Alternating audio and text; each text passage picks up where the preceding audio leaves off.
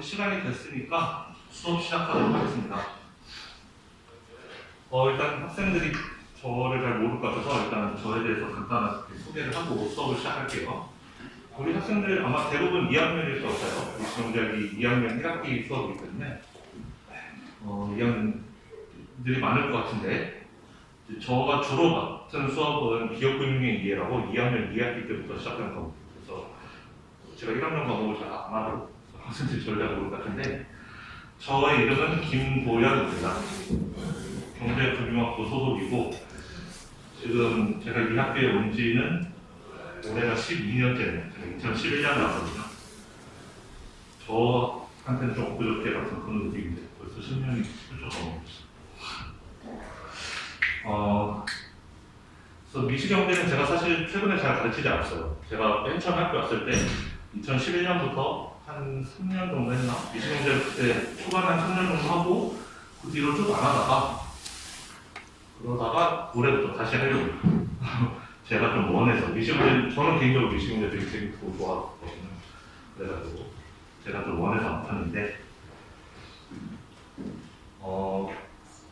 경제학에서 제일 중요한 과목이에요. 미시경제는 가장 기초가 되는 과목이고, 이 과목을 여러분들이 재밌게 듣느냐 재미없게 듣느냐에 따라서 앞으로 남은 경제학과 생활이, 경제학과 공부가 재미가 있을 수도 있고 흥미를 못 붙일 수도 있거든요. 이 과목을 정말 재밌게 잘 들어야 되는데, 제가 최대한 여러분들이 흥미를 붙일 수 있게끔 그런 식으로 좀 가르치려고 합니다. 이론적으로 어렵거나 좀 재미가 없거나 이런 내용을 되도록이면 좀 배제하고, 되도록이면 여러분들 좀 흥미를 붙일 수 있는 방향으로 그렇게 공부를 가르치려고 생각 중이에요. 우리 수업은 화요일과 목요일 수업이고, 강의실은 여기 301호고요. 그러면 수업 계획서를 간단하게 같이 읽어봅시다. 강의 소개는, 우리는 마이크로 이코노믹스의 인터미디어 레벨을 가르치는 수업이에요. 아주 쉽지도 않은, 여러분들이 왜냐면 마이크로 이코노믹스의 기초, 그러니까 보통 우리가 다른 학교에서 말하는 미시경제학 원론에 해당하는 과목은 여러분들이 1학년 1학기 때 경제학의 이해에서 배웠을 거예요. 그러니까 사실 경제학의 이해에서 미시경제학이 뭐다라는 느낌을 좀 받을 수 있을 정도로 아주 기초를 배웠다면, 여기에서는 이 미시경제학 과목에서는 그거보다는 좀 더 높은 레벨의 인터미디어 중급 정도의 레벨의 그 수준으로 미시경제학을 배우도록 하겠습니다. 미시경제 1에서는 미시경제 1죠. 1에서는 이런 토픽들을 배워요. 디맨드 서플라이, 수요와 공급, 그리고 컨슈머 비헤이비어, 소비자 행동, 그리고 프로덕션 펑션, 기업들이 생산을 어떻게 하는지 생산수에 대해서 배우게 됩니다. 사실 그다지 많은 내용을 배우지 않아요. 미시경제 1에서는 많은 내용을 배우진 않지만 조금 중요하기 때문에 좀 자세하게 다뤄야 될 필요가 있기 때문에 미시경제 1에서는 좀 진도를 그렇게 빠르게 나가지는 않고 좀 그 중요한 내용들을 좀 여러 번 반복하더라도 여러분들이 확실하게 깨우칠 수 있도록 그렇게 하려고 하고, 미시경제 2로 넘어가면 우리가 미시경제 1에서 배웠던 아주 기초 그 툴들을 사용해서 미시경제 2에서 훨씬 더 재미있는 여러 가지 애플리케이션들을 많이 해볼 수가 있을 것 같아요. 자, 그래서 이 과목의 목표는, 미시경제학의 목표는 또 여기 써있기로는 일단 미시경제 이론을 여러분들이 완벽하게 이해를 하고, 다음에 이제 어드밴스 토픽으로 넘어갈 수 있게끔 미시경제에서 좀 더 높은 단계, 그 미시경제에서 기초를 배우고 나면 그 다음에 이어지는 과목들이 보통 산업조직론이라든지 아니면 게임 티어리, 아니면 퍼블릭 policy, 공공정책 같은 이런 과목들을 듣는 데 있어서 이제 준비가 되는 과정이 과목이라고 할 수가 있는데, 보통 저렇게들 이야기를 많이 하지만 제가 생각했을 때 미시경제학은 경제학의 가장 중요한 그런 과목이라고 생각해요. 미시경제학만 여러분들이 잘 배워도 경제학도라고 할 수 있을 거라고 저는 생각하고, 미시경제학을 잘 배웠다면 여러분들이 우리가 보통 thinking like economist라고 하는데 경제학자처럼 생각하는 방식을 여러분들이 배우게 될 겁니다. 저는 사실 저 스스로를 경제학자라고 부르기가 좀 뭐한데, 저는 경제학과 나오지도 않았고, 저는 학교도 경영학과 나왔고 좀 그래가지고 저 스스로 경제학자라고 하는 좀 그런데 여러분들은 경제학과 졸업할 거니까 경제학자가 되어야 되겠죠. 그럼 경제학자들은 제가 생각할 때 좀 다른 전공을 공부한 사람들과는 좀 사고방식이 다르다고 해야 될까? 좀 그런 게 있다고 생각해요. 특히나 이제 그런 거를 어디서 제일 많이 배우냐면 그 가장 기초가 되는 미시경제학에서 제일 많이 배웁니다. 뭐 여러분들 MBTI 이런 거 많이 하잖아요. 보면은 뭐 저는 요즘 하도 MBTI가 유행이라고 해가지고 제 MBTI를 좀 외우려고 하는데 저도 까먹어요. I로 시작되는 건 알겠는데 그 뒤에 거는 잘 내가 까먹게 되더라고요. 근데 MBTI를 보면은 뭐 그런 거 있죠. 성격이 좀 이성적인 쪽, 뭐 감성적인 쪽 이런 거 있지 않나요 혹시? 맨 앞에 거 그거죠. E랑 I는 외향적이냐 내향이냐 그거잖아요. 거기까지 안 되죠. 뒤에 거는 잘 기억을 못해가지고 하여튼 만약에 이성적인 측면이 강하다, 감성적인 측면이 강하다 뭐 이런 게 있다면 제 생각에는 미시경제학에서는 그런 이성적 이쪽으로 많이 출신 이런 걸 많이 배우게 되지 않을까. 이 과목을 다 컴플리트하고 나면은 아마도 여러분들은 좀 그런 뭐 효율적 혹은 합리적 그런 생각을 하는 버릇을 많이 갖게 되지 않을까 그런 생각을 해봅니다. 그렇게 여러분들을 개조시키는 게 저의 목표이기도 하고요. 그렇다고 뭐 감성이 안 중요하다고 그러는 건 다 중요한데 어쨌든 합리적 사고를 돕는데 많은 도움을 주는 과목이 이 과목이다 그런 뜻이에요. 오랜만에 되면서 했더니 속이 잘 이거 와서 해야 되겠다. 여러분들 대면 수업이 처음이죠 지금 다? 아닌 학생들도 좀 있고. 저는 사실 그러니까 대면 수업을 처음 해본 학생들은 뭐 대면 비대면 중에 뭐가 더 좋은지도 잘 모를 거예요. 근데 지금 한 3, 4년쯤 된 학생들은 아마도 제 생각에는 대면을 원하는 학생, 비대면을 원하는 학생 이렇게 좀 갈라져 있을 것 같긴 한데 저는 개인적으로 좀 비대면 중입니다. 저는 좀 비대면이 편한데 근데 학교에서 다 정해줬어. 어떤 과목은 대면, 어떤 과목은 비대면 이렇게. 우리 과는 거시경제는 비대면이 됐는데 미시경제는 대면이 돼가지고 하는 수 없이 지금 대면 과목이 마스크 수강기로 답답한데 우리 수업 진행 방법, 우리 과제가 있을 거예요. 아마 매 챕터가 끝날 때마다 1장을 제외하고는 2장부터는 분명히 과제가 나올 겁니다. 여러분들은 과제를 작성해서 제출하시면 돼요. 제가 시간을 넉넉하게 드릴 거고 과제는 틀려도 되니까 그냥 본인 스스로 푸는 데까지 풀어서 제출하면 돼요. 과제를 잘 모르겠어요. 아직 만들지 않았기 때문에 저도 이 수업을 오랜만에 하는 거라서 지금 사실 완전히 새로 시작하거든요. 저도 책도 새로 구했고 아직 과제 문제도 만들지 않았고 이제 해야 되는데 예를 들어서 과제를 5문제를 낸다. 그러면 5문제를 다 풀면 좋고 만약에 다 못 풀겠다. 그럼 4문제만 풀어도 좋고 3문제만 풀어도 좋고 상관없습니다. 여러분들 그냥 푸는 데까지 풀어서 제출하면 되고 과제를 끝까지 다 못 풀었다거나 혹은 풀었는데 틀렸다거나 그렇다고 해서 제가 강조하지 않아요. 여러분들은 과제를 해서 제출만 하면 됩니다. 그러니까 그냥 하는 데까지 해서 내시고 그냥 과제를 혼자서는 도저히 못 풀겠다. 그럼 친구랑 같이 풀어도 돼요. 오히려 저는 더 권장합니다. 같이 공부하는 거를.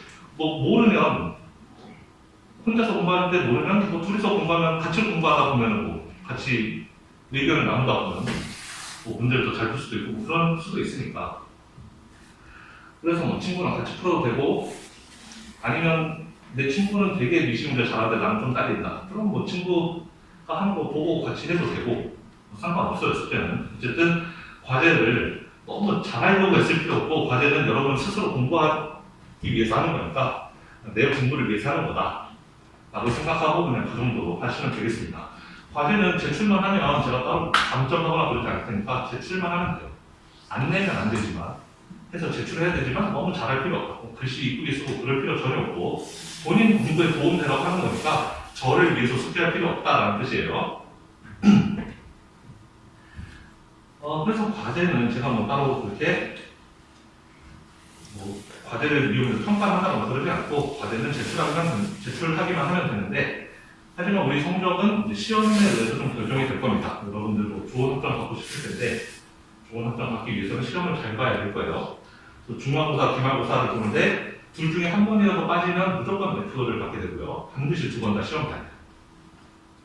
그리고 그런 학생 여기 없을 것 같긴 한데 두 번 다 시험 보면 F는 안 줍니다. 저는. 와서 이름만 쓰고 나가도 저는 F는 안 주는데 D를 받겠죠. 그래서 F를 피하고 싶은 학생은 와서 시험을 반드시 봐야 되고 이름만 쓰고 나가도 되고 F를 받고 싶은 학생은 그냥 아주 쉬운 방법이 있어요. 안 오면 돼요. 시험에 들어가면 F 받을 수 있어요. 그 다음에 좀 밑으로 내려가서 학습 평가 부분을 좀 볼게요. 뭐 10점, 10점, 40점, 40점 이렇게 썼는데 이건 학교에서 이렇게 쓰라고 쓰고 사실은 여기 뒤에가 그냥 50, 50이다 이렇게 생각하면 되겠습니다. 전 앞에 건 별로 중요하게 안 봐요. 그냥 중간고사 절반, 기말고사 절반 여러분 딱 시험 성적으로 저는 그레이드를 매길 거고요. 앞에 10을 썼는데 그냥 여러분 다 점수는 다 똑같이 가다가 이렇게 생각하시면 되겠습니다. 여기 클래스 파티스페이션은 출석이라든지 뭐 아니면 학습 참여 뭐 이런 건데 뭐 우리 학생들은 사실 수업 시간에 질문은 거의 안 할 테니까 학습 참여는 거의 없을 것 같고 여러분 얼마든지 질문해도 돼요. 수업 시간에 얼마든지 해도 되는데 제가 여기서 한 10년 넘게 가르쳐 보니까 수업 시간에 좀 용기 내서 질문하는 학생들은 많지 않더라고요. 제가 10년 넘게 봐는 한 두세 명 있었나? 거의 대부분 수업 시간에 용기 내서 질문을 못하던데 질문 굉장히 환영합니다. 근데 여러분들 용기는 살 수 있을지 모르겠고 용기가 잘 안 난다? 그러면 카톡 제가 오픈 채팅방 만들었잖아요. 거기 들어와서 질문하시면 돼요. 저는 의사 능력이니까 편하게 질문할 수 있죠. 클래스 파티스페이션은 출석과 관련된 부분인데 출석에 대해서 제가 좀 설명을 하겠습니다. 여러분 하도 많이 물어보기 때문에 제가 공지사항에 썼는데요.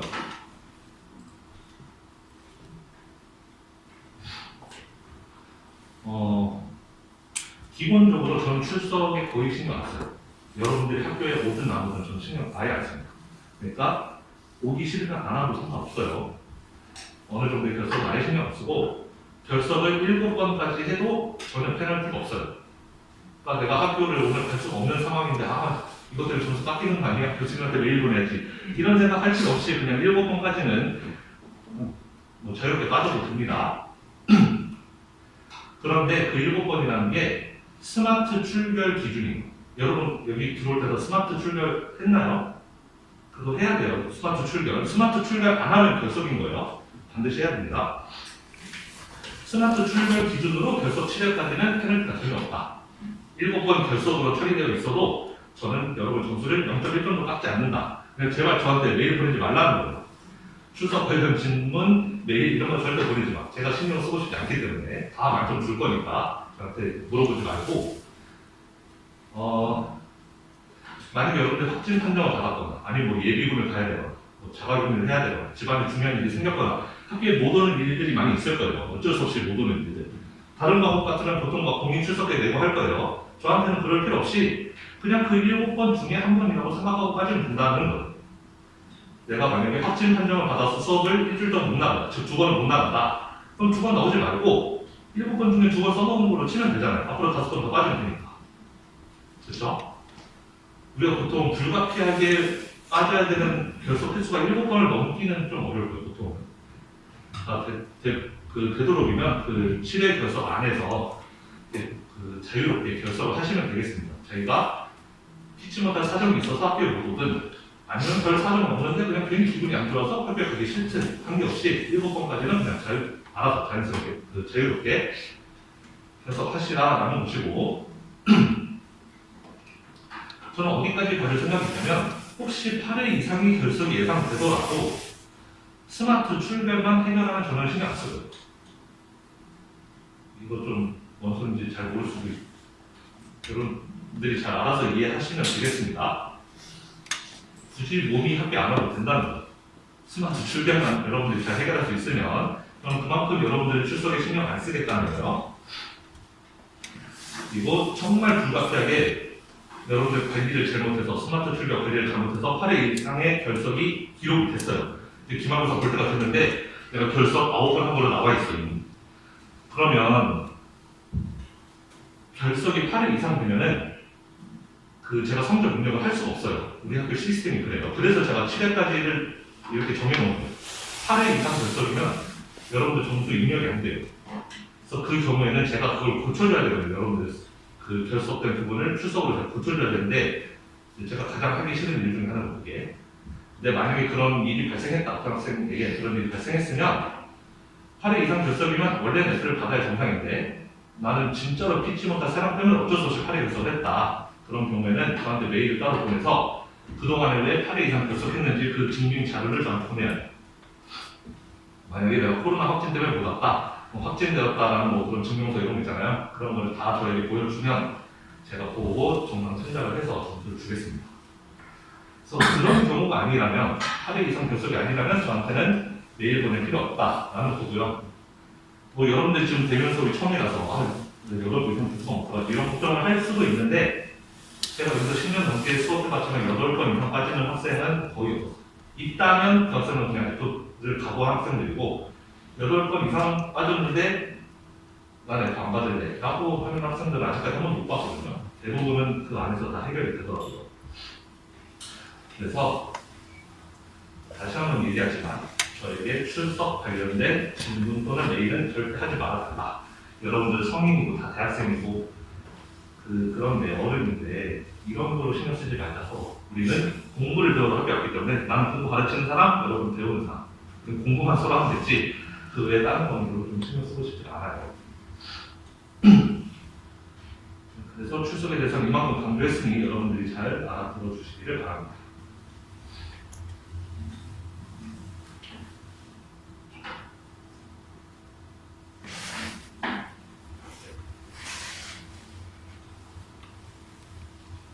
그 다음에 그 수업과 관련해서 여러분들의 좀 주의사항을 하나 이야기하자면 그리고 참 출석은 저의 수업만 이렇게 좀 제가 출석을 관대하게 봐주는 거지 다른 교수님도 이렇게 똑같이 할 거라고 생각하면 큰 오산이에요.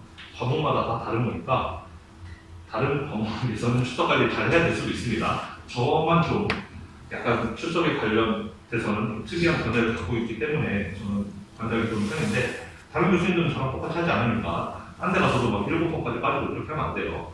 제 수업만 편하게 들으시면 되고 뭐 이것도 좀 비슷한 이야기인데 여러분들 수업 들을 때 뭐 수업 좀 주의해야 될 점이라고 제가 좀 미리 좀 이야기를 하자면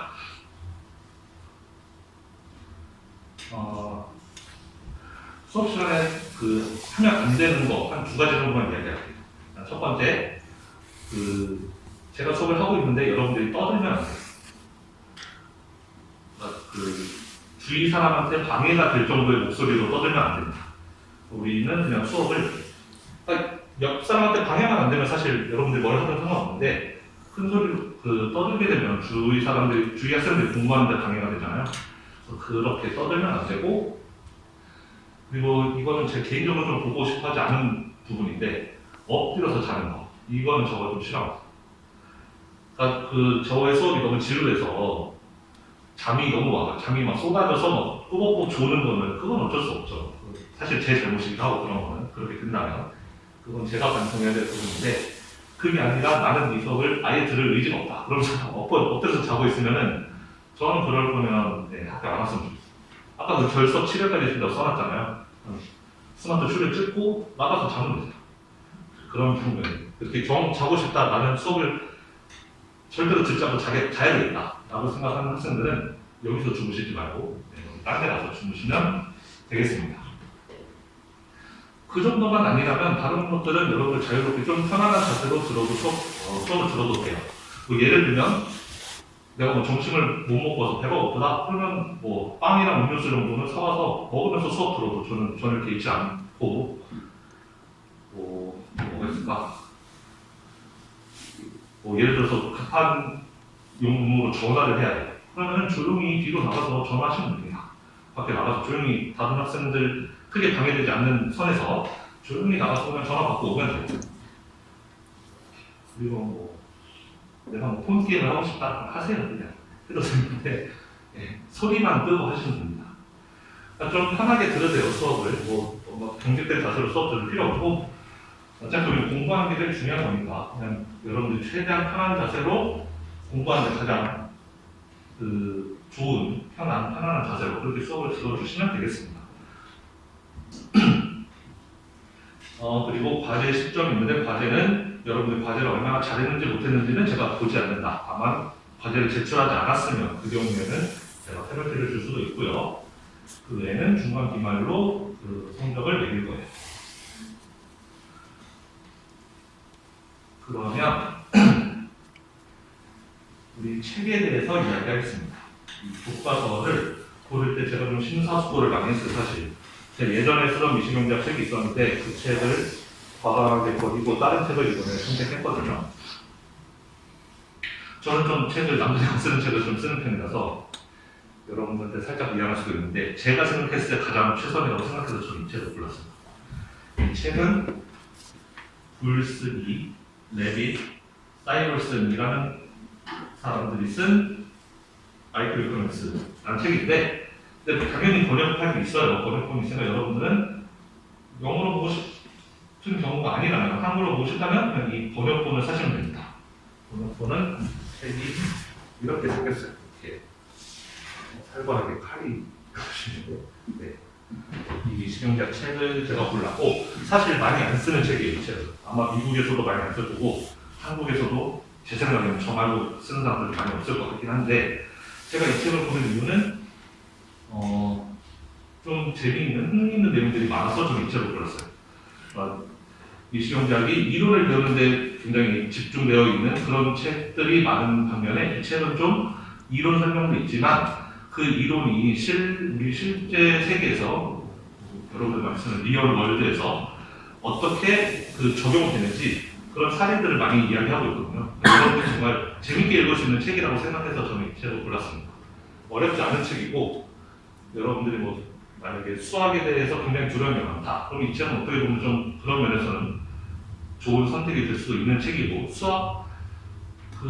수식보다는 좀 그래프 위주로 많이 쓰여져 있는 그런 책이에요. 그래서 저는 이 책이 좀 좋아서 이 책을 골랐는데, 여러분 책은 제가 사라고 강요는 하지 않겠습니다. 사도 제가 안 사도 되는데 사는 거를 그냥 적극 권장할게요. 사면 좋을 거예요, 책은. 그리고 미시경제학 책은 제 생각에는 경제학 학생이라면 다른 책은 몰라도 미시경제 책은 하나쯤 있어야 되지 않나. 그냥 제일 중요한 과목입니다. 그리고 서플리멘트라고 써있는 건 구조제인데, 이 책을 우리가 쓸 일은 없겠지만 그 수업 시간에 여러분들이 난 정말 경제학을 너무너무 사랑한다. 내가 용돈 받은 나는 전부 다 책 사는데 쓰고 싶다. 그런 학생들은 이 책을 사도 좋겠습니다. 제가 예전에 쓰던 책이 학교 처음 왔을 때 그때 사용했던 교과서가 이 프랭크의 책인데, 저는 이 사람도 되게 좋아하기 때문에 이분이 쓴 책도 역시 우리가 지금 쓰는 책과 비슷하게 그런 현실에 어떻게 적용되는지 이런 것들을 많이 제시하는 책이라서 그래서 재미있다고 생각해서 이 책을 썼었는데, 이 책은 사실 조금 오래됐고 이거는 좀 따끈따끈한 그런 책이라서 책을 좀 과감하게 바꿔봤어요. 네, 책은 사는 게 좋다. 하지만 제가 강요는 하지 않겠다.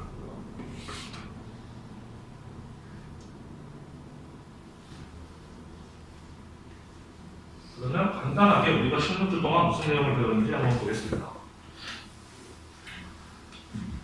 일단 오늘을 비롯해서 첫째 주에는 간단한 소개를 할 거예요. 마이크로 이코노믹스가 뭐 하는 학문인지 간단한 소개를 할 거고, 여기는 사실 중요한 내용은 없고, 진짜 수업은 이제 2주째부터 시작되겠네요. 서프라이 디맨드 여기서부터 시작합니다. 그래서 2, 3, 4주에는 공급과 수요가 어떻게 합쳐지는지에 대해서 배울 거예요. 아주 간단한 걸 배웁니다. 아주 공급이 뭔지 수요가 뭔지 아주 간단한 거. 여러분들이 이미 고등학교 때 다 배웠을 만한 내용, 그 정도의 내용을 2, 3, 4주에 배울 거예요. 그리고 5, 6주에는 수요 측면에 대해서 자세하게 배울 거예요. 5, 6, 7주에서는 컨슈머와 디맨드에 대해서, 소비자와 수요 측면에 대해서 5, 6, 7주에서 좀 더 자세하게 들어가고, 그 다음에 중간고사 끝나면 그 9, 10, 11주부터는 이제 반대쪽 공급 쪽, 기업 쪽, 그쪽으로 좀 자세하게 들어가고, 이런 식으로 해서 한 학기가 끝날 거예요. 쉽게 말하면 수요 공급 배우다 끝나요. 우리 첫 학기에는. 첫 학기 중간고사 전까지는 수요, 중간고사 이후로는 공급 이렇게 배우다 끝이 나고 저는 개인적으로 이 12주 코스트 딱 여기까지만 가르치기를 원하는데 이 뒤에 13주 여기 컴페티티브 마켓은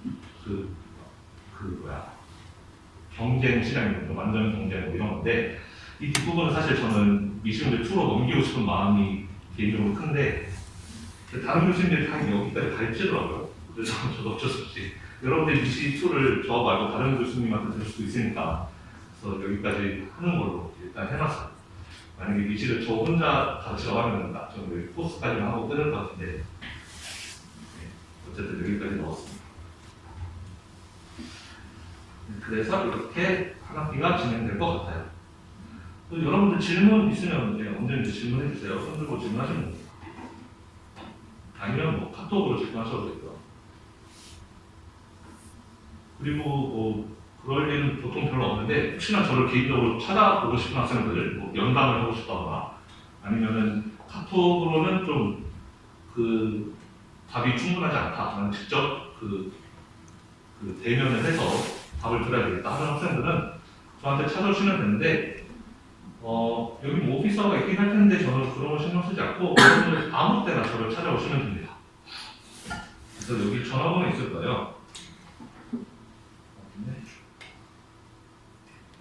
전화번호구나. 아마 강의 게시판 그런 거 있을 것 같긴 한데 제 전화번호는 2713이거든요. 여러분들이 저를 찾아오고 싶다면은 일단 이 전화를 주세요. 이 번호로 전화를 주셔서 제가 이 전화 받으면 학교 있다는 뜻이니까 그러면 5분 뒤에 오세요. 하면 5분 뒤에 오면 됩니다. 근데 제가 학교에 거의 대부분 학교 있지만 혹시나 자리를 비울 수도 있으니까 전화해서 제가 안 받으면 학교 없는 거니까 섭섭을 하지 마시고 전화해서 제가 전화 받으면 그때 한 5분 뒤에 그때 오시면 돼요. 그런 식으로 면담, 약속이랑 똑같이 그렇게 복잡하게 잡을 필요 없이 찾아오시면 언제든지 직속에서 전화한 다음에 찾아오면 됩니다. 그리고 아까 이야기했지만 혹시나 무슨 사정 때문에 수업을 못 듣게 돼서 집에 있어야 된다 그런 경우에는 제가 지금도 제 5년 전 폰으로 녹화를 하고 있는데 녹화된 거를 제가 유튜브 채널에 올릴게요. 유튜브 채널 링크는 제가 따로 공지사항에 올리겠습니다. 여러분들이 그 링크로 들어와서 수업을 들으시면 돼요. 당연히 현장에서 듣는 거에 비하면 화질, 음질 여러 가지 많이 딸릴 거예요. 특히나 지금 앞에 칸막이들이 쳐져가지고 얘를 정확하게 찍지를 못해요, 제가. 그래서 좀 잘 안 보일 수 있고 그렇긴 한데 어쩔 수 없죠. 제 입장에서는 최선을 다하는 건데 그렇게라도 들으시면 되겠습니다. 그리고 저 출석에 대해서 한마디 하자면 제가 출석을 잘 안 보는 이유는 저한테 수업을 듣는 학생들은 저한테 동의를 안 할 수도 있겠지만 저 개인적인 생각은 저의 수업 같은 경우에는 수업을 열심히 듣지 않으면 공부를 따라오기가 굉장히 힘들다고 생각해요. 그래서 저의 수업 스타일. 왜냐면 저는 강의 자료도 좀 대충 만드는 편이고 강의 자료에 내용이 많이 들어있지 않아요. 그래서 여러분들이 강의 자료만 보고 공부한다면 공부하기가 굉장히 힘들 겁니다. 저의 수업을 듣고 따라와 줘야지 아마 공부하기가 수월할 거고 학점 받기도 마찬가지로 쉬울 거예요. 굳이 제가 출석을 굳이 카운트하지 않더라도 출석을 많이 안 하는 학생들은 아마 성적 받기가 쉽지 않을 거다. 공부를 따라오기가 쉽지 않을 거다라고 개인적으로 생각하기 때문에 그래서 굳이 출석에 대해서 신경을 좀 안 쓰는 거예요. 여러분들이 저 교수는 결석 많이 해서 신경 안 쓰니까 학교 안 나와야지 이렇게 생각을 하고 그런 동기부여를 주기 위해서 제가 출석을 안 부르는 게 아니라 아마 여러분들이 수업을 한 2, 3주 이렇게 듣다 보면 느낌이 올 겁니다. 이건 수업을 들어야지 공부를 할 수밖에 없고 시험을 잘 볼 수밖에 없구나 라는 느낌이 올 거예요. 그래서 저는 여러분들 억지로 듣고 싶은 마음은 없기 때문에 그래서 좀 출석에 대해서 좀 관대하게 보는 편이에요. 공부를 할 의지가 있는 학생들은 아마도 알아서 학교에 와서 공부 열심히 하고 시험 잘 보고 학점 잘 받고 할 것이고 의지가 없는 학생은 제가 굳이 그거를 공부를 안 하겠다는데 학교에 억지로 오게 해가지고 앉아있는 게 무슨 의미가 있겠어요. 그런 생각을 저는 개인적으로 가지고 있습니다. 과목에 대한 소개는 이 정도로 하고 이제 수업을 들어갈게요.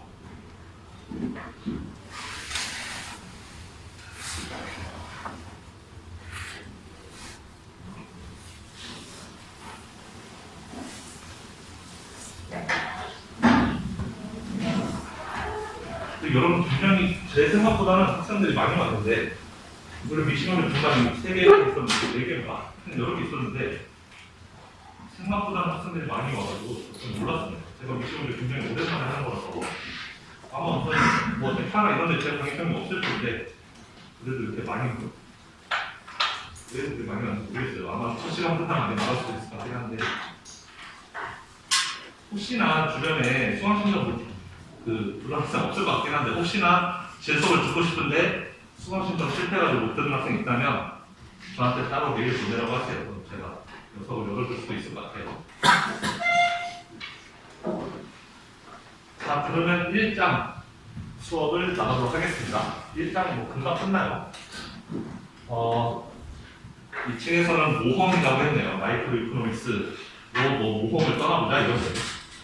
이 책을 쓰신 분들이 아마 우리보다 재밌게 책 쓴 사람 없을 걸 아마 이렇게 생각했던 것 같아요. 막 모험을 떠나보자 이런 식으로 책을 첫 번째 챕터의 책 제목을 이렇게 정했습니다. 제가 생각해도 이 책은 딱딱한 책은 아니고 그냥 여러분들 재밌는 만화책 읽는다 생각하고 읽어도 될 정도로 그 정도로 재미있게 쓴 책이에요. 저만 그렇게 느끼는 수 있긴 한데 굉장히 재밌는 책입니다. 그래서 마이크로 이코노믹스의 세계에 한번 빠져보자, 모험을 즐겨보자 라는 뜻이죠. 자, 그럼 마이크로 이컨이 뭘 배우는 과목이냐. 이코노믹스의 한 브랜치, 한 가지가 굉장히 한 분야인데 여기서는 그 수요자와 공급자가 만드는 그런 선택, 특정한 선택에 대해서 배우는 학문이다라고 했어요. 맞는 말이에요. 사실 우리가 거의 특히나 미시원에서는 수요자와 공급자, 그 외적인 거에 대해서 거의 신경 안 쓸 겁니다. 수요자가 어떤 선택을 하는지, 공급자가 어떤 선택을 하는지, 이런 거에 대해서 배울 거예요. 특히 미시원 원에서는. 여러분들은 경제학이 뭐라고 생각하세요? 근데? 경제학의 한 분야라는 거잖아요. 미시원에는. 경제학의 여러 분야들 많죠. 특히 미시거시가 중요하고, 그 다음에 뭐 금융도 있고, 툴로 사용하는 계량 경제학도 있고 국제 경제학도 있고 많이 경제학의 분야가 많은데 여러분 경제학은 뭐 하는 학문이라고 생각하세요?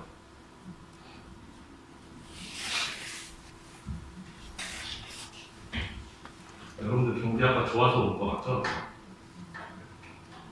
경제학이 뭘까요? 저도 잘 몰라서 한번 살펴보겠습니다. 나무 위키북 나오죠? 나무 위키북.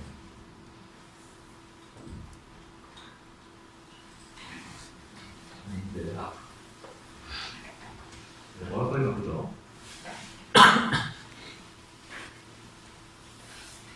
경제학이란 재화와 용역, 굿센 서비스 많이 나온 거예요. 재화 용역의 생산과 분배, 지출에 관한 전반적인 경제 현상을 분석하고 연구하는 학문이다라고 써있습니다.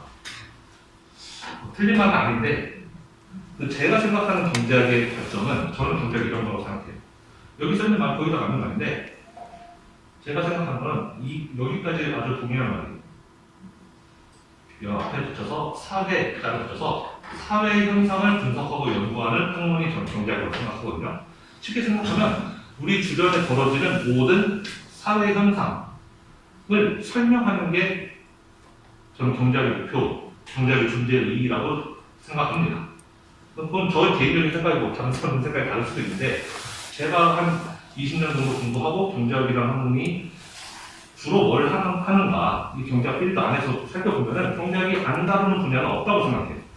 경제학은 우리 주위에 발생하는 모든 사회 현상을 다 이게 왜 이런 현상이 발생하고 있는 것인지 설명하는 것을 다루는 게 저는 경제학이라고 생각하거든요. 꼭 우리가 보통 경제학 그러면 돈 관련된 거, 그런 돈 혹은 뭐 시장 이런 거가 자꾸 경제학이라고 생각하는데 저는 그런 거 아니라고 생각해요. 경제학은 우리 주변에 존재하는 모든 사회 현상을 다 설명할 수 있다고 생각해요. 그러니까 과학 현상이 아니라는 뭐 1 더하기 1은 왜 2인지 밥 먹으면 왜 배가 부른지 그런 과학적인 현상 말고 사회 현상, 사람과 사람 사이에 벌어지는 모든 그 사회 현상에는 다 뭔가 그 현상이 일어나기 위한 과정이 있고 원인이 있었는데 그거를 분석하는 게 경제학이라고 생각합니다. 이 시험에서는 좀 한발 떨어진 이야기이긴 한데 그래서 좀 우리 학생들이 경제학을 전공했으면 나는 경제학 전공을 살려서 꼭 이쪽 진로로 가야지 할 때 많은 학생들이 금융 아니면 대부분 그런 쪽으로 생각해요. 돈 관련된 거. 근데 경제학은 그렇게 좁은 학문이 아니에요. 제가 생각하는 경제학은 여러분들이 진로를 어느 방향으로 정해도 우리가 경제학과 안에서 배웠던 이 모든 내용들은 다 써먹을 때가 있는 겁니다. 그래서 여러분들이 진로를 설정할 때 너무 경제학과의 전공을 살린다 라고 했을 때 저는 그 살린다는 의미가 뭔지 정확히 잘 모르겠어요. 그거 살려서 은행 가면 그게 살리는 건가? 저는 좀 그 부분은 좀 이해가 안 되고 여러분들이 어느 커리어를 정하더라도 다 경제학의 전공을 살릴 수가 있습니다. 어딜 가서도. 경제학을 너무 좁게 생각하지 않았으면 좋겠어요. 하여튼 경제학은 우리 사회의 모든 발생하는 현상을 설명하는 학문이고 그런 방식으로 사회를 접할 수 있게 해주는 과목이 저는 이시경제학이라고 생각해요. 이 과목을 여러분들이 다 배우고 나면 아마 보통 어떤 사회 현상을 보더라도 그거에 대해서 한 번 더 생각해보는 그런 버릇을 들이게 돼요. 것이고 그렇게 됐으면 좋겠어요. 제가 어렸을 때 좀 여담인데 저 시간 더 썰해졌죠. 제가 그 대학원 석사 다닐 때 그 지도 교수님하고 이제 밥 먹으면서 서로 농담을 하다가 제가 어렸을 때 음악을 좋아했거든요. 힙합이라고 이래가지고 우리 교수님 힙합을 하나도 모르니까 제가 힙합을 좀 알려드리고 막 그랬단 말이에요. 그러다가 무슨 얘기를 하다 보니까 뭐 미국에서는 힙합이 인기가 좋은데 영국에서는 힙합이 인기가 없었던 거예요. 그 옛날에는 영국은 락 인기가 좋으니까. 그래서 영국에서는 락 음악이 인기가 좋고 미국에서는 힙합이 인기가 좋다 그런 얘기를 했는데 교수님이 저보고 왜 그러냐는 거예요. 왜 영국에서는 힙합이 인기가 없어요? 미국에서는 인기가 좋은데? 그래서 저한테 들어가가지고 뭐 원래 그런 거 같은데?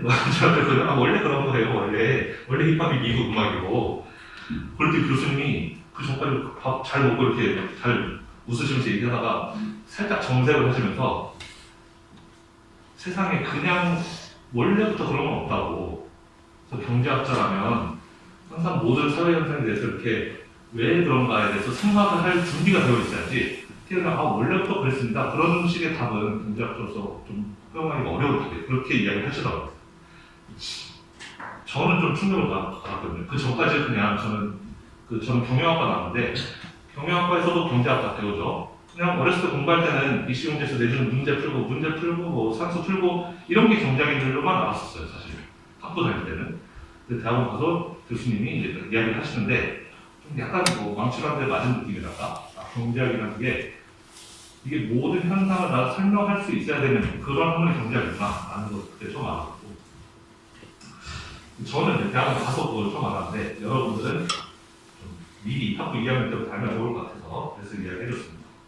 경제학이 그냥 단순히 문제 푸는 학문이 아니라는 거 그걸 얘기해주고 싶어서 그랬어요. 자, 어쨌든 우리는 그 소비자와 공급자의 선택에 대해서 배울 거고 그러면 매크로 이코노미스는 뭐 하는 거냐? 거시경제야. 여러분 당연히 거시도 같이 들을 것 같은데 지금 거시경제는 좀 더 큰 그림을 보는 거죠.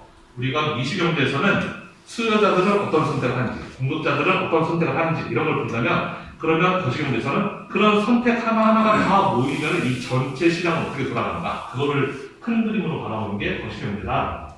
미시경제에서는 개별 주체들이 어떤 선택을 하는지를 보는 거고 거시경제는 그런 선택들이 다 모이면 전체 그림은 어떻게 돌아가는가 그걸 보는 게 거시경제다. 자, 그러면 우리는 인터미디어 레벨을 배울 거예요. 프린시플은 여러분 이미 배웠어요. 경제학 2에서. 자, 그럼 뭐가 다르냐? 경제학 2에서 배운 거랑 우리가 지금 배울 인터미디어 레벨은 뭐가 다르냐? 수학을 쓴다. 여러분 경제학 2에서 수학을 얼마나 썼는지 제가 잘 모르겠는데 왜냐면 제가 경제학이 그런 과목을 안 들었어요. 제가 경제학과가 아니어가지고 경제학 과목을 많이 안 들어서 미시경제는 어렸을 때 많이 들었고 경제학 언어는 안 들어가지고 어느 정도 레벨로 배웠는지 모르겠지만 하여튼 인터미디어 레벨에서 우리가 지금 배울 이 미시공제학 수업에서는 수학을 어느 정도 쓸 겁니다. 근데 저는 최대한 안 쓸 생각입니다. 여러분들이 수학을 별로 좋아하지 않는다는 걸 제가 잘 알고 있기 때문에 좋아하는 학생도 있겠지만 저는 좀 덜 좋아하는 학생이 많을 거라고 좀 짐작하고 있거든요. 그래서 수학을 되도록이면 좀 덜 쓰는 방향으로 하려고 해요. 제가 생각할 때는 경제학이라는 학문은 수학이 없어도 충분히 재미있을 수 있는 학문이거든요. 어쨌든 저는 재밌게 하는데 좀 목표를 두고 되도록이면 좀 수학은 물론 필요할 때 쓰긴 쓰지만 여러분들이 제가 하는 수학 부분을 스킵해도 내용을 알아보는 데는 문제 없게끔 그렇게 좀 수업을 하려고 해요. 어쨌든 수학이 사용된다. 모형과 그래프, 특히 우리는 그래프를 많이 그릴 텐데 모형과 그래프에서 수학이 좀 사용되고 다음에 좀 분석의 레벨이 좀 깊어진다는 거죠. 좀 더 약간 어렵다는 거 내용이. 그리고 제일 중요한 거, 우리는 그냥 세상이 돌아가는 원리만 배우는 게 아니라 팔러시에 대해서 많이 볼 거예요. 정책에 대해서 많이 볼 겁니다. 그래서 우리가 미시문제를 처음 배울 때에는 수요자들은 이런 선택을 하고 공급자들은 이런 선택을 하고 이런 것들을 배울 텐데 그렇다면 그걸 우리가 볼 수 있다면 그럼 정책을 이렇게 하면 이 사람들의 선택이 어떻게 바뀔 것인가 라는 거를 중점적으로 볼 거라는 거예요. 아주 대표적으로 세금 같은 거 예를 들면 그런 거죠. 사람들이 담배를 막 엄청 많이 피우는데 담배 세금을 막 엄청 올려요. 이처럼 이렇게 올리면 담배를 피우는 사람들의 담배 수요가 줄어들까 아닐까 뭐 이런 거를 그런 것도 다 미시경제에서 다루는 내용인 거죠. 그럼 정책들, 정부가 어떤 정책을 시행하게 되면은 그런 수요자나 공급자들의 선택이 어떻게 바뀔 것인가 그런 거에 대해서 초점을 맞추고 우리는 배우게 될 겁니다. 우리 학생들 담배를 많이 피울 텐데 우리 학생들은 담배 값이 이렇게 원래부터 원래는 되게 쌌던 거 알아요? 여러분들이 아마 담배를 피우기 시작했을 때는 4,500원이었을 거예요. 네. 그로부터 한 2, 3년 전만 해도 2,500원이었던 시절이 있었는데 담배 세금 2,000원을 붙였었죠. 원래 벌써 담배가 2,500원에서 4,500원으로 한 번에 확 뛰었었는데 여러분들 설마 그때부터 피웠으면 너무 멋있었죠. 죄송합니다. 여러분도 오늘 한 번도 안 오실 거예요? 너무 얼어있지 않았나요? 제가 수업할 때 가끔씩 조금 저 나름대로는 좀 재밌다고 생각해서 드립을 칠 때가 있는데 여러분 너무 웃음을 참지 마세요. 웃기면 그냥 웃으셔도 되고 소리내서 웃기기 이만하면 웃는 표정이라도 좀 해주시면 제가 용기를 얻거든요. 이상하게 제 수업을 듣는 학생들은 다들 귀를 쓰고 웃참을 하더라고요. 제가 좀 드립을 날렸을 때 웃기면 그냥 마음을 열고 그냥 웃으시면 되겠습니다. 오늘은 별로 안 배웠는데 다음 시간 좀 재밌게. 자, 그러면 우리는 미시경제학 공부하기 위해서 어떤 툴을 사용할 거냐, 어떤 도구를 사용할 거냐, 당연히 수학을 사용할 건데, 자, start with theories and models죠. 그래서 이론과 모형으로 우리는 시작합니다. 그래서 우리 주변에 사회 현상이 복잡하잖아요. 여러 사회 현상들인데 그거를 일단 모형으로 수식으로 딱 만들어요. 그거부터 시작입니다. 경제학은. 그래서 사회 현상들을 각 경제 주체들이 걔네들이 왜 그런 행동을 하는지를 이해하기 위해서 이론을 만들고 모형을 만드는 거예요. 그걸 수학으로 만들어야지 우리가 그 수학 계산을 통해서 다른 결과들을 만들어낼 수 있으니까 어떻게 그 세상이 돌아가는지를 알 수가 있으니까 일단 모형으로 만들어야 돼요. 그냥 말로만 하면 그걸 어떻게 풀어낼 방법이 있거든요. 반드시 수식으로 우리가 그거를 만들어야지 이런 계산 과정을 통해서 세상은 이렇게 돌아간다 라는 걸 설명하기 위해서 우리는 이론과 모형을 사용합니다. 그런 것들을 배우려면 당연히 수학을 알아야 되고 그 다음에 그래프를 알아야 되고 제가 수학을 안 쓴다라고 이야기하는 거는 그러니까 수식을 가지고 복잡하게 들어가지 않는다는 뜻이에요. 대신에 전 그래프를 굉장히 많이 활용할 것 같아요. 그러니까 여러분이 수학을 잘 모르더라도 그래프로 이해하는 거는 보다 굉장히 직관적이기 때문에 아마 어렵지 않을 거라고 생각해요. 저는 수식보다는 좀 그래프를 많이 사용하는 방식으로 수업을 할 예정입니다. 그러니까 여러분들 시험 볼 때도 아마 그래프를 그려서 설명해야 되는 그런 답들이 많이 있을 거예요. 그러니까 그래프를 여러분들이 잘 이해를 하셔야 돼요. 우리 미분 정도는 할 수 있어야 되는데 우리 학생들 미분을 아예 못하는 학생이 있습니다. 저는 좀 미분을 아예 못해도 한 A0까지는 가도 A 플러스는 좀 어려울 수도 있고 미분은 안 들어갈 수 없어요. 미시험에 저는 되도록 미분을 안 쓰고 싶지만 미시험 문제에서 미분을 안 쓴다는 건 사실 말이 안 되거든요. 어느 정도의 미분은 필요한데 미분 공식 막 복잡한 거 쓰지 않겠습니다. 미분 아주 제일 간단한 식을 가지고 미분하는 정도만 하지 막 그 문제를 일부러 풀기 어렵게 그렇게 꼬아서 내고 이러지는 않을 것 같아요. 저는 수학 여러분들이 이 정도 미분을 할 줄 알아야 돼요. 예를 들면은 y는 x의 0.5승 이거 미분 정도는 할 수 있어요. 예비 이거 어려면 안 되는데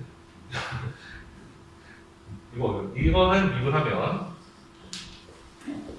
뭐죠? 0.5 x에 마이너스 0.5승 뭐 이렇게 되는 거 맞나요? 네, 이 정도까지가 여러분 안 됩니다. 이거보다 어려운 미분 제가 내지 않을게요.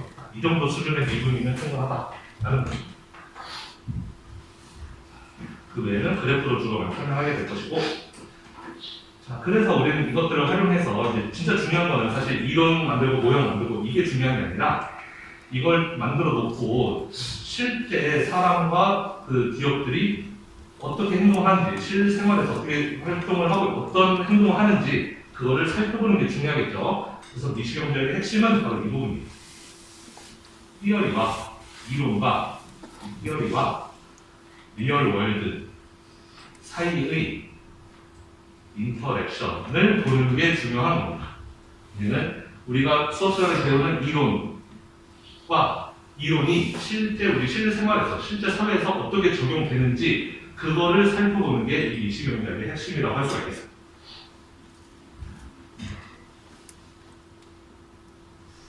자, 그래서 이번에는 이 책에 대해서 간단하게 좀 설명을 하면 이 책의 이치 챕터에 그 챕터에는 그런 인터랙션을 설명하기 위해서 인터랙션이라는 것은 우리가 배운 이론이 실제 사회에서 어떻게 적용되는가, 실생활에서 어떻게 적용되는가 그 부분을 보여주기 위해서 굉장히 노력을 많이 한 책이에요. 그래서 제가 이 책을 골랐고, 그러니까 그냥 이론이 우리가 여기서 이론을 배우는 거에서만 그치면 재미가 없을 수 있단 말이에요. 근데 이 이론이 실생활에서는 어떻게 적용되는지를 배우면 훨씬 더 재밌을 수 있다고 저는 생각해서 그래서 이 책을 골랐고, 그래서 이 책이 좀 강조하고 있는 섹션이 어플리케이션 섹션하고 프리코노믹스 에세이 이 두 부분이 있습니다. 이 두 부분은 제가 따로 설명을 하지 않을 거예요. 이것까지 설명하자면 수업이 너무 길어질 수 있기 때문에 제가 따로 설명하지 않겠지만 저는 여러분들이 반드시 이 부분을 읽었으면 좋겠어요. 이 책을 사서 책을 빌리든 사든 해서 이 부분을 반드시 읽었으면 좋겠습니다. 이거를 안 읽으면 재미가 없을 거예요. 우리가 그 공부한 내용이 우리가 공부한 내용을 공부를 다 하고 나서 이 부분을 읽어야지 여러분들이 책을 웹툰처럼 재밌게 볼 수가 있어요. 그래서 이 응용 섹션, 우리가 배웠던 내용들이 실생활에 어떻게 적용이 되는지, 그리고 프리코노믹스 에세이라는 것은 좀 더 재밌는 내용이 들어있다고 생각하시면 돼요. 얘는 좀 더 재밌는. 혹시 프리코노믹스라는 책 들어봤어요?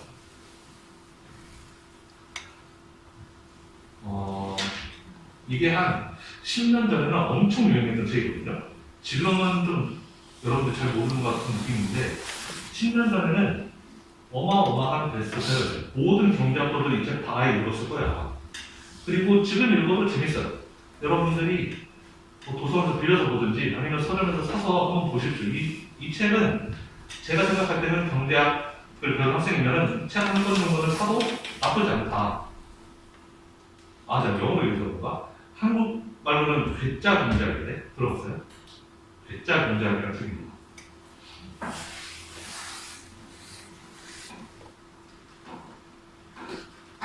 다음 밑에 나오겠죠? 괴짜 경제 안 나온다고 이게? 안 되겠네.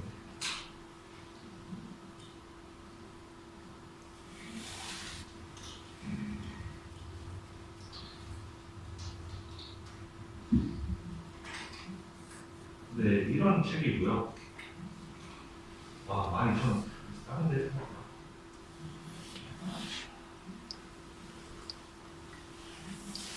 네, 이 책이고 여기 자세히 보면 이 책의 저자가 스티븐 레빗이라고 있어요. 우리 책이 스티븐 레빗이 쓴 책이거든요. 불수리 레빗의 책이거든요. 그래서 이 사람이 이 책을 써서 뭐 전 세계적으로 엄청나게 큰 히트를 쳤는데 어쨌든 이 책에 있는 내용도 우리 교과서에 좀 들어가 있습니다. 사실 배짤 문장은 제가 좀 되게 너무 흔해가지고 이런 거 추천하면 좀 그럴 것 같긴 한데 뭐 아주 흔한 책이긴 하지만 여러분들이 안 읽어봤다면 반드시 한번 읽어봤으면 좋겠어요. 이거는 웹툰보다 더 재밌습니다. 진짜 재밌어요. 그냥 술술 읽히는 그런 책이에요. 우리가 경제학적인 사고가 그 실생활에서 뭐 어떤 그런 사회 현상들을 밝혀냈는지 뭐 이런 것들을 이 책 혹시 읽어본 학생 있어요? 혹시 읽어본 학생? 용기 있게 손 들어도 되고. 에이, 거짓말. 근데 이거 아무도 안 봤다고? 한번 보세요. 그냥 도서관에 가면 많이 있을 겁니다. 정말 재밌어요. 이 책에 있는 내용 예를 들어서 하나만 뭐 설명해 보자면 에피소드 뭐가 있지? 뭐 예를 들면 이런 에피소드가 있어요. 그 미국의 청소년 범죄율을 주마다 이제 조사를 해요. 미국의 주가 50개의 주가 있죠. 각 주마다 청소년 범죄율을 조사하는데 몇몇 주에서 갑자기 청소년 범죄율이 조금 떨어지고 하락한 거예요. 청소년 범죄율이라는 게 뭐 대체로 증가하면 다 같이 증가하고 하락하면 다 같이 하락하고 이렇게 어느 정도 추세를 따라가기 마련인데 일부 주에서 약간은 조금 유의미하게끔 청소년 범죄율이 좀 하락한 거죠. 그래서 이제 대부분의 사람들은 그냥 그 주가 그런가 보다. 아니 뭐 동네 사람들 뭐 많이 이사 갔나 보지. 그냥 뭐 청소년 교화를 좀 잘했나? 뭐 고등교육을 좀 빡세게 시켰나? 보통 이렇게 생각하기 마련인데 이제 경제학자들이 이제 뭐 대부분의 사람들은 그런 현상이 있나 보다 하고 지나갔지만 좀 일부 못 찾는 경제학자들이 있는 거고 왜 그런지 반드시 밝혀내야 되는. 그래서 여러 가지 자료들을 살펴보다가 그 주들의 공통점을 찾아냅니다. 혹시 뭔지 안 찾았어요? 제가 이해하는 게 무슨 내용인지 알겠나요? 혹시 여러 개 50개의 주가 있는데 예를 들면 뭐 뉴욕도 있고 뭐 캘리포니아도 있고 뭐 텍사스도 있고 막 그런데 다른 주들은 멀쩡한데 갑자기 텍사스만 예를 들면은 청소년 범죄율이 줄어든 거예요. 얘네들은 그대로인데 50개 주를 보니까 몇몇 주는 줄어들었는데 나머지 주는 그대로 있다. 왜 그럴까? 다른 사람들 그 주에서 교육 정책을 뭐 잘했나 보다. 아니면 뭐 경찰들이 빡세게 잡았나 보다. 뭐 이런 거를 많이 생각했는데 경제학자들이 조사해 보니까 대략 한 그 해로부터 범죄율이 줄어든 해로부터 한 17년인가 18년인가 전쯤에 그 주들만 낙태를 허용했어요. 이게 좀 논란이 될 만합니다. 여러분, 이 책에 나와 있는 제 생각이 아니라 책에 나와 있는 거예요. 그 주들은 낙태를 허용한 거예요. 근데 낙태를 허용한 주들만 한 17년, 18년이 지나서 보니까 청소년 범죄가 약간 감소했다는 거예요. 다른 데에 비하면. 그게 무슨 뜻인지 여러분들 각자 생각해 보시고 더 이상 논란을 만들면 안 됩니다. 하여튼 그런 식의 어떻게 생각하면 좀 우리가 듣고 나서 생각하면 그게 맞는 말 같은데? 라는 생각이 들지만 사실 그 말을 듣기 전에는 그 원인을 찾기가 그렇게 쉽진 않거든요. 경제학에서 배우는 좀 그런 내용들이다. 그렇게 경제학에서 우리가 배웠던 내용들이 실생활에서 그렇게 사용된다라는 것을 좀 알려주는 게 이 책인데 어쨌든 이 기타 경제학에 나와 있는 그 책에 나와 있는 내용들도 여기에 들어가 있습니다. 그래서 각 챕터마다 아마 프리프런스 에세이가 들어있을 거예요. 여러분들이 반드시 읽어보시면 되게 재미있게 공부할 수 있을 것이다. 인터레스팅한 토픽에 대해서 유니크한 퍼스펙티브를 가지게 해주는 해주는 부분이라는 거죠. 여러분들이 나중에 여자친구 만나고 남자친구 만나고 할 때 굉장히 좀 멋있어 보일 수 있는 그런 저것도 없는데 제가 이런 걸 좀 네, 그런 좀 똑똑해 보일 수 있는 그런 내용들이 이 책에 많이 담겨 있습니다. 한번 보십시오.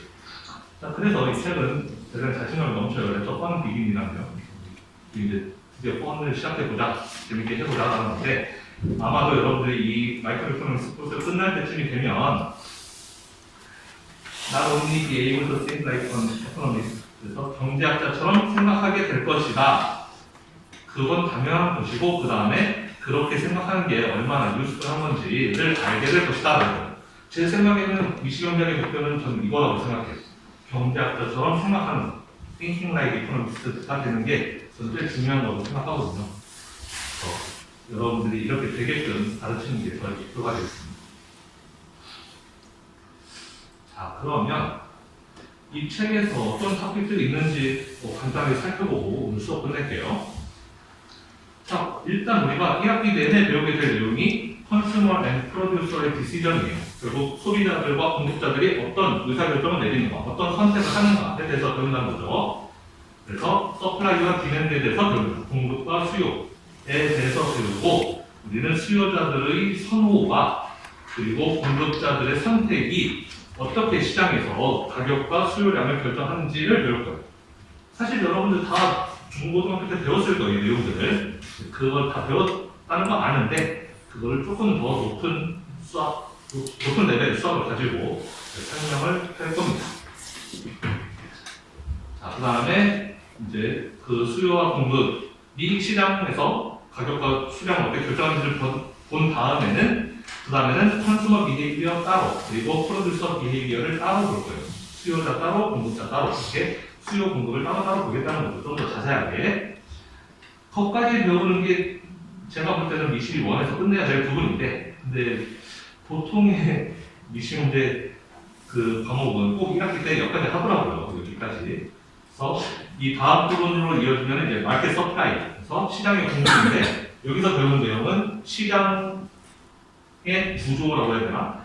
시장의 구조를 배워요. 시장 안에 정확히 말하면 좀 더 쉽게 말하면 시장 안에 기업이 몇 개 있는지, 시장 안에 기업이 한 개만 있어서 독점인지, 아니면 시장 안에 기업이 한 두세 개 있었을 때 과점이라고 그러는데 올리거팔인지, 아니면 시장 안에 기업들이 매우 많아서 경쟁 체제인지 이런 거를 배워요.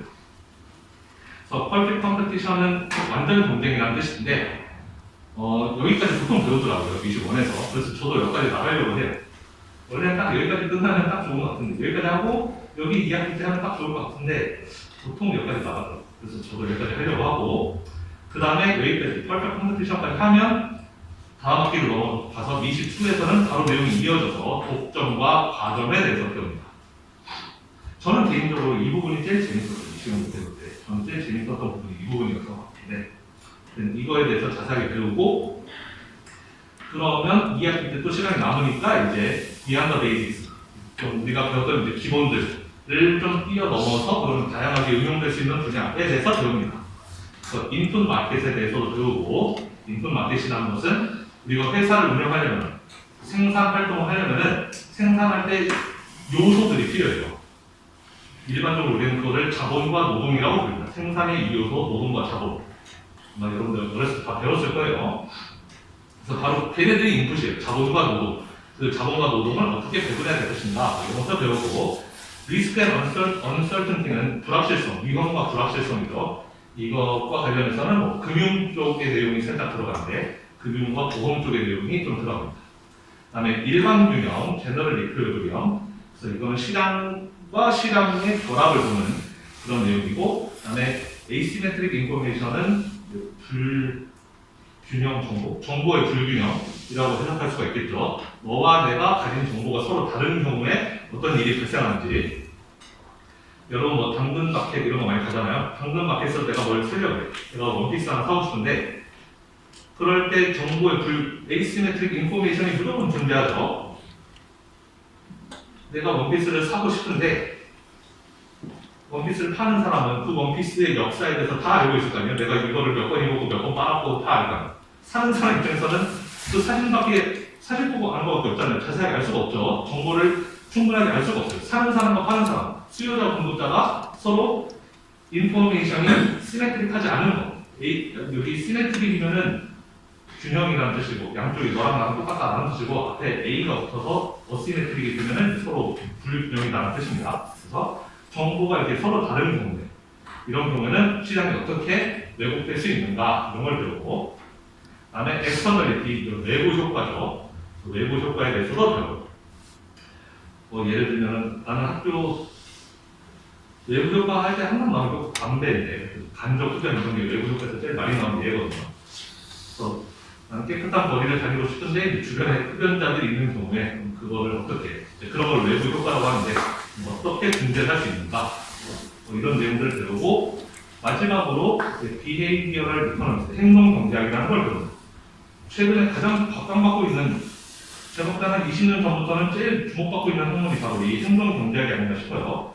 이건 뭐냐면 우리가 아마 여러분들이 1년 내내 미시경제학을 듣다 보면은 많은 가정들을 해요. 우리가 하는 가정 중에 근데 항상 일반적으로 들어가는 게 사람들은 이성적으로 행동한다라는 가정을 넣어요. 그래야지 모형을 풀기가 쉽거든요. 이성적으로 행동하면 이렇게 된다라는 거를 미시경제학에서 1년 내내 배우는데 그걸 딱 배우고 나서 실제 생활에 가보면은 사람들이 이성적으로 행동하지 않은 경우가 많거든요. 그렇게 실제 행동에서는 경제학에서 우리가 미시경제에서 배운 내용이 적용되지 않는 경우들이 간혹가다 있단 말이에요. 그래서 그런 것들을 설명하는 분야가 이 행동 경제학인데 최근에 아주 인기가 좋은 그런 학문입니다. 우리 미시경제학에서는 뭐 시간이 나면 몇 가지 가고 시간이 안 나면 여기까지 안 갈 수도 있는데 여러분들이 경제학 공부를 정말 재밌게 하고 나중에 대학원으로 가고 싶고 한다면은 이 분야가 굉장히 매력적인 분야가 될 수가 있습니다. 자, 그래서 아마 비욘드 베이직스는 아마 배우는 데까지 배우다가 아마 수업이 끝나지 않을까. 맨 뒤에까지는 못할 수도 있다 정도로 하겠습니다. 그러면 저는 원래 보통은 좀 수업 시간을 꽉 채우는 편이긴 한데 오늘은 첫 시간이니까 이 정도로만 수업을 하고 다음 시간부터 우리 2장 수업 나가도록 하겠습니다.